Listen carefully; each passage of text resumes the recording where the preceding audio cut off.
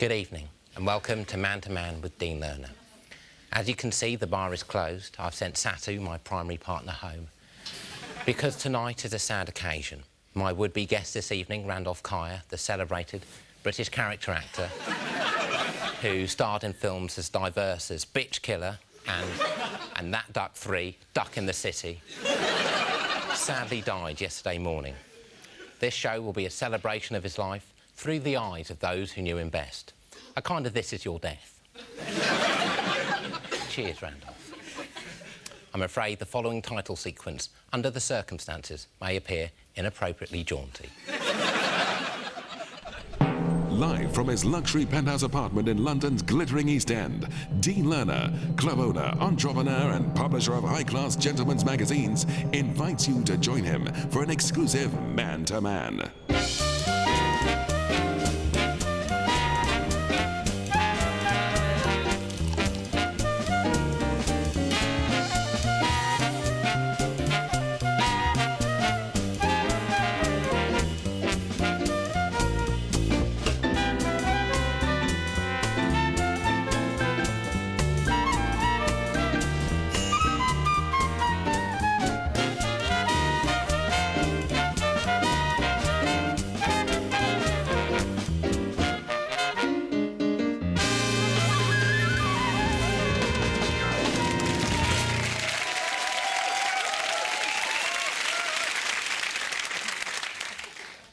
Thank you. Out of respect to Randolph, I'm cutting the monologue which would usually precede our interview. However, there is one small bit of AOB which I am obliged to mention, and that is that for this month only, if you dine at my restaurant, Chez Dino's, on any Tuesday before 4 p.m. and order a minimum of 2 starters, you will receive 30% off a lap dance at Dino's nightclub between the hours of 4 a.m. and 4:30 a.m. on any subsequent Wednesday, providing 3 or more magnums of house champagne were purchased with that aforementioned meal. After a career-defining performance as serial killer Sidney King in the film Bitch Killer, the actor Randolph Caer became something of a recluse, rarely giving interviews, so it was a coup and a half to have secured his appearance on this show. His sudden death came as a huge shock to the production team, especially as the statement of health form clearly said that he had no long-term degenerative illnesses. He had been paid well in advance for his services. I won't be getting that back, unless I sue his estate, and my lawyers have informed me that will probably cost me as much as I'm able to claw back, even though, legally, I have been misled. Anyway, that's business and unimportant to me at present. Tonight, I wish simply to present a petit l'histoire of this remarkable actor who could never shake off the stigma of his most famous role. My name is Sidney King. I hate a lot of things.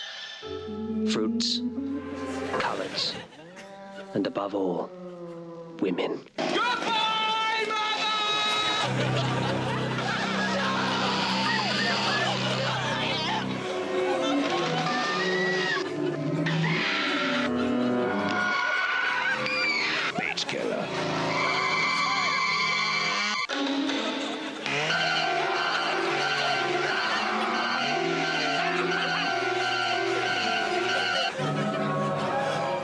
Just get these terrible headaches. Bitch Killer. The dirtiest, nastiest, sexiest film you'll see all year. Coming soon. God, that film makes me horny. Every time. And by the way, that was me in my celebrated role as Rudy Ray Curtis, the Mile End Mac Daddy. But now, to discuss Randolph's role in that film, please welcome the author of the piece, Romford's one-man fear factory, Mr. Garth Marenghi.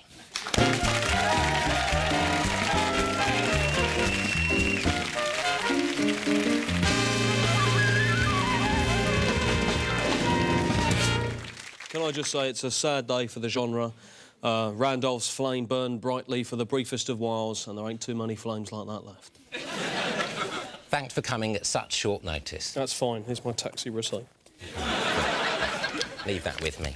Incidentally, for those who are interested, the DVD of Bitch hits the stores finally next month. It's actually not a bad time for Randolph to go, because it does at least give us a decent press angle. And journos are less likely to stick the boot in while he's still warm. So... It wasn't a film that was kindly received, was it? Look, when I wrote the film, I was very young, I was very angry. At that stage, I hadn't actually met a woman. Since then, I've met several, and, you know, they're not bad. But, the point is, the critics hated it. I mean, I think they missed the poetry of the piece. And I think they hated Randolph more, though. I mean, they really tore him apart. Sure, and ironically, no one hated that film more than Randolph. I mean, he even tried to walk off the film, but I remember saying to him, I warned him, I said, this business is a jungle, and if you start breaking contracts, the lions will eat you. Or shoot you in your bed as you sleep. Anyway, let's have a look at what Randolph himself had to say, post-Bitch. You're odd-looking, aren't you? Yes, I suppose I am. And you always play these horrible characters. It's not really by choice. As I say, that particular film is not one I'm personally proud of. Well, you oughtn't be. It's horrible. I know. And I very much regret making it. But you did make it. There aren't many parts around for someone who looks like me, shall we say. It's a horrible film. I know. You're horrible in it, and I find it horrible looking at you right now. I wish I hadn't made it. Who is the real Randolph Caer? Someone who flashes at women who has no hope of wooing? No, I've never done that. But you have been tempted. No. You talk like a flasher. You're bald and unkempt. It looks like you sold your trousers. I'm actually very happily married. But for how long? Randolph Caer, thank you very much. I mean, it's so hard to believe that in that interview, Randolph was just 22 years of age. And as you can see from that, you know, he was sullen, bad-tempered, self-pitying, difficult, and above all, disloyal. I mean, I have to say I hated him. I'm probably the wrong person to be up here singing his praises, actually. He was a fine actor, I can say that much. Well, I'm sure he'd appreciate that compliment. Garth Marenghi, thank you very much. Thank you. Randolph found it increasingly hard to find the roles he wanted. Desperate for money, he agreed to star in a bawdy comedy romp about a short-sighted vicar and his busty church organist called Pew, What a Scorcher. Test screenings, however, did not go well, and the decision was made to hire body doubles and insert several scenes of hardcore, penetrative sex. As executive producer of that film, it's a move I bitterly regret. But my duty was with the public and not with Randolph or his family. The subsequent breakup of his marriage was something I hope to discuss with him tonight. In fact, I was hoping I could make him break down a bit, thus showing he had a human side. But, alas and alack, he ain't coming back. With his ungodly looks, he understandably began to receive regular beatings in the street. Beatings that I regret watching, and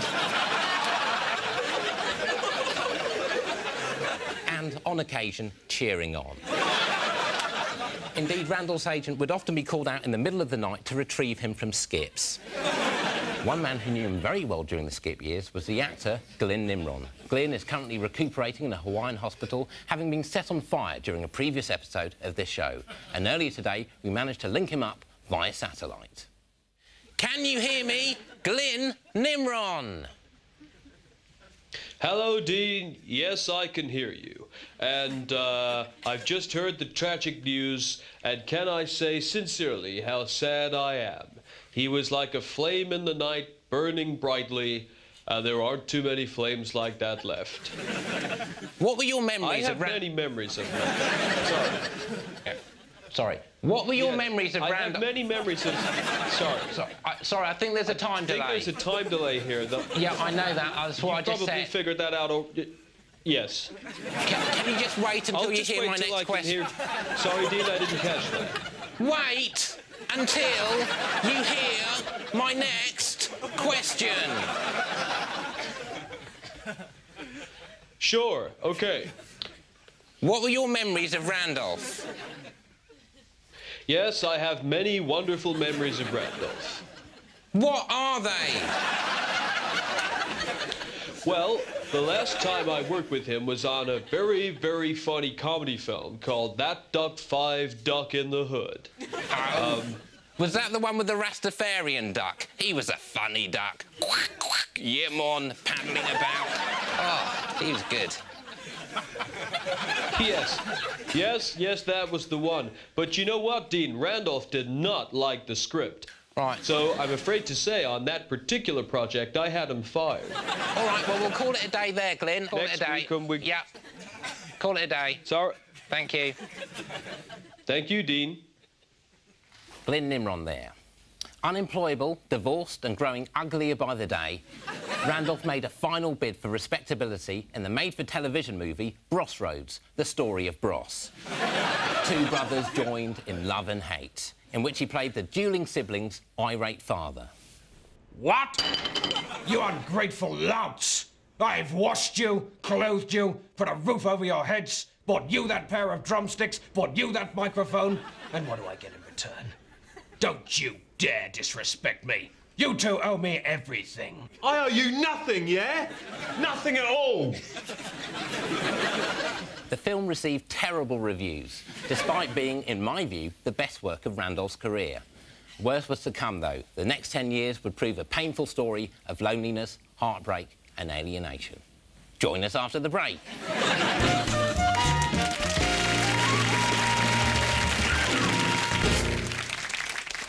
Welcome back to Man with Dean Lerner. We are talking tonight about, not with, the actor Randolph Caer, who died yesterday morning at home on his Jack Jones. One man who knew this now dead actor was former Formula 5 world champion Steve Pissing, who has very kindly agreed to join me on the horn. Can you hear me? Steve Pissing. Hello, Dean. Yes, I can hear you. And can I just say it's terrible news about Randolph and that on the great racetrack of life, no one left a bigger skid mark. Now, you and Randolph were next-door neighbours for a few years, weren't you? That's right, Dean. But for a shut-in, he was a noisy old so-and-so. So you didn't get on? I'm not saying we didn't get on. I'm not saying we did get on. What I am saying is my wife Marie is a very light sleeper, so the sound of Randolph's sobbing self-pity coming through the walls at all hours of the early evening was something I felt required actioning. Because Marie and I were trying for a baby, and frankly, she was so tense it was putting me off my stroke. I couldn't get a rhythm up at all, Dean. I tried putting on a drum machine through the MIDI hi-fi, but Randolph's wailing and endless self-recrimination meant more often than not I couldn't complete. Not even on Bossa Nova. I said, Marie, nothing's going to come out till that man goes. So, Marie hit on the idea of mental torture. I said, OK, yup, I'll give it a go. And after 2 years, he finally broke down and moved, which was a relief for all concerned. But, then a Bulgarian family moved in and it was bloody accordion playing all night. I said, you gotta be joking me. I can't get up a stroke with this kind of Balkan rhythm going on all right, hours of Steve. the night. Yeah, Steve, thanks. Yeah. All right, yeah, we've got to go. OK. OK, Dean, thank you. And can I say you're doing a wonderful job with the tribute, and I'd like to wish you the very best of luck with the rest of it. Thank you very much, because no one's actually taken the time out to say that. And it does take a lot out of me, shouldering this testimonial. In many ways, it's harder for the people who are left behind. I just hope if Randolph's watching from up there, he appreciates all this hard work. Randolph's work was not appreciated. Actually, you see, these links don't write themselves. It's all dovetailed together. Randolph's work was not appreciated when he made a brief appearance on the long-running children's television show A Tale at Bedtime. Let's see for why.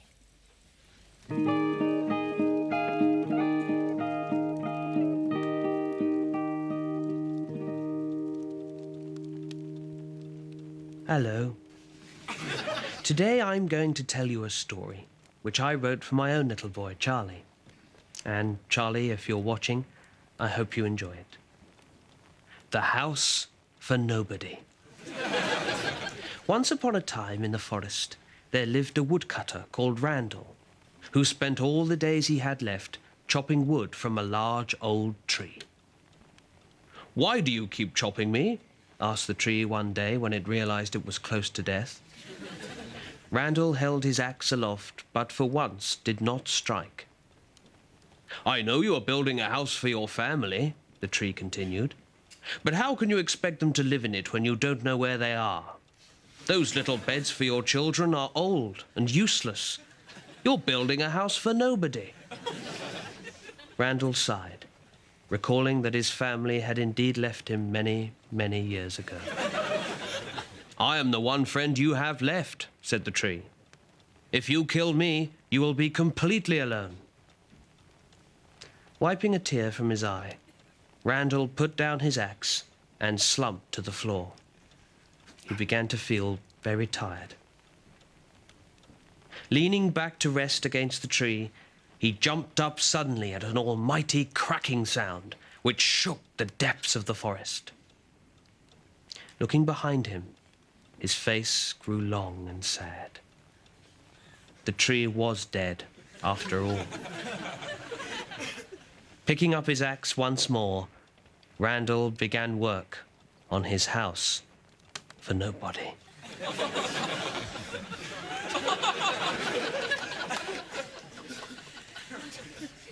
By this stage, Randolph was persona non gratis. But one person who did stand by him was celebrity psychic Amir Shanan, who'd very kindly rushed here straight from the set of his workout video to pay tribute. So, please welcome Amir Shanan.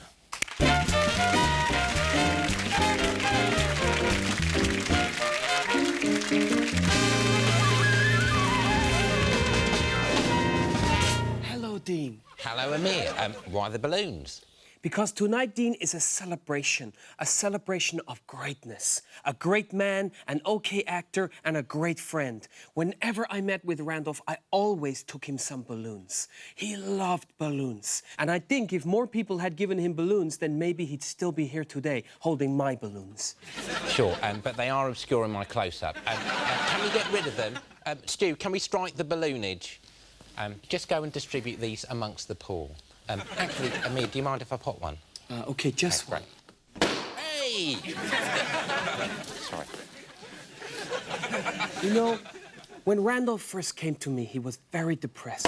Hey! Fun, isn't it? Sorry, we were talking about depression. A lot of people were saying very horrible things about him, and I'm here tonight to show you that he was a good man, okay? He was not a monster. He was not a child catcher. And I tell you what I'm going to do. I am going to prove this tonight by speaking to him here and now. What? You do know he's dead, don't you? Yes, but I'm going to talk to him from beyond the grave. Okay, Randolph, the channel is open. You can speak to us.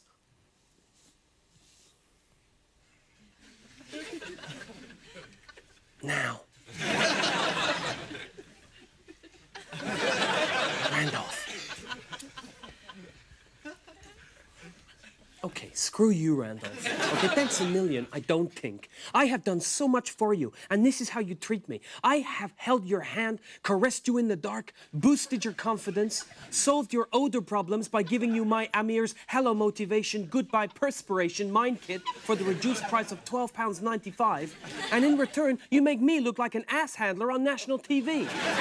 So I retract all the good things I've said about you. You are bald, you are ugly, and you do smell like a zoo animal. Thanks very much, Amir. Thank you, Dean. Now, some years back, I was asked to take part in a television documentary series about successful businessmen working in the entertainment industry. And it is an industry. However, to my chagrin, the journalist revealed herself to be a rather pushy, opinionated documentarian who took issue with my lifestyle and the sexual freedoms I've enjoyed throughout my life, and indeed continue to enjoy on a thrice-nightly basis. The doc was very damaging to me on a personal level, and I wouldn't play it again but for the fact that it contains the last known footage of Randolph Caer. But as you watch it, remember to ignore the narrator's asinine comments, because she obviously had her own agenda, and if there's one thing I can't stand, it's people who sit in judgment over others. Today, Dean is organising a celebrity fundraiser to promote awareness of sexual health. Dean is calling the event a crab ball and holds a meeting to discuss his plans. Lovely. This is the invite. Take one, pass it on. Thank you. Yes. I like it. I think it's a very striking image, but what it doesn't say for me at the moment is that there definitely will be pole dancing. There was one thing I actually wanted to discuss with you. Yes. And that was the inclusion of the anal swabs and condoms in the seafood gift bag. I was wondering if it might be possible to have a separate gift bag for perhaps the seafood. There's no sexually transmitted disease in the gift bag. I think all Graham's voicing is the concern that perhaps celebrities are quite specific about what they want to be associated with. That's what they're called. I think it's just because it's not a life-threatening disease. It's an irritant, though. It's very uncomfortable. I don't know if you've had it, but you will know about it if you do. That's a little rude to ask, actually, maybe. It wasn't a question. I said, I don't know if you've had it. No, and why would you? And I think just to say that celebrities have... Well, I might have heard. On the grapevine, it gets round. I don't think you're going to get the kind of people that you want to turn up to an STD party. It's a crab ball, Vicky. Well, he's got it. He's got it. She's got it. He's had it. Those two have got it. And if those two have got it, everyone from here to here will have it. I know that as a fact, so I expect a full plate of RSVPs. With respect, Dean, I just feel that... You keep saying with respect, but I don't get any respect, Graham. You're a fucking seafood platter designer. Don't twist my words, Graham. I'm not up in fucking court. That's next week. I'll sort this out myself. Get out. Yeah, cancel their car. It's not much of a turnout, is it, Dean? No, give it time, give it time. All right, Spence. And the problem is, at this rate, it looks like we're going to have to invoice the charity. One celebrity did turn up, but this particular visitor wasn't on the guest list. Right. Oh, hello, Randolph. Hands off my How are you? You didn't RSVP. What's my face doing on these posters? In accordance with his wishes, we kept our camera off Randolph as much as possible. The whole idea of it is that you look like the kind of person who might have crabs, but you don't. I paid the photographer, I own the image. You touch me one more time, I will call the police. Touch him, Lewis. There we go. Randolph, you're embarrassing yourself. It's not assault, Randolph. Take it's it lawful down, restraint. Randolph, is this about money? Is this about money, Randolph? Because this is sordid. What do you want? 80? All right, I'll make it a ton. How dare you. Ton 20. Ton 4. What about ton 60? And ton 80? And 2 ton? What about that? Why don't you take it? And just get out. He's crying. You've made him cry. I've not made him cry. Well, he is crying. Here come the waterworks. Here it comes. Here comes the rain. I'm trying to have a fun evening, Randolph. I've got seafood. Maxine's here. Satu's here. We're having a party. Pick him up and get rid of him. He's a funny one, isn't he? You can't genuinely think, oh, I'm a handsome man. He's raving, he's mad. He's but ugly, am I wrong? Very ugly. He's very ugly. Why did you give him money? Well, I just thought he could do with a few quid. He looked brassy. Out of the goodness of my heart, you know. It's like I always give, you know. There you go. 20 pence. There you go. There you go. There you go. You know, I give people money all the time. It's not a big deal. Lewis! Don't break him. Give us a call, Randolph. We'll sort this out, because I don't want this to end like this. All right.